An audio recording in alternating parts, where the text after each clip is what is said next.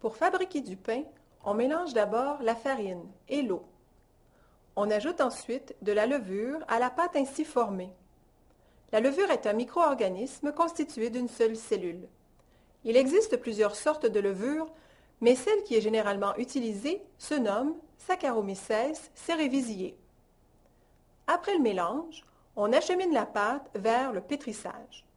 C'est une façon bien particulière de replier la pâte sur elle-même, dans le but de répartir uniformément les levures dans la pâte à pain.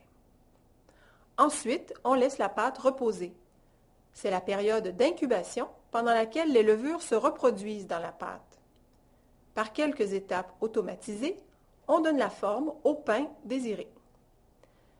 Les pains sont ensuite disposés dans des moules qui se dirigeront vers les fours pour la cuisson.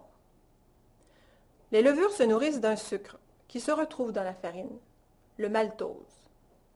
Lorsque les levures dégradent le maltose pour s'en nourrir, elles rejettent de l'alcool et du gaz carbonique. Ce processus se nomme la fermentation alcoolique. Les bulles de gaz carbonique poussent sur la pâte, ce qui lui donne du volume et forme les bulles visibles dans la mie du pain. Pendant la cuisson, les levures sont tuées et l'alcool est brûlé, donnant un bon goût au pain. Une fois le pain cuit et doré, il est tranché et emballé individuellement.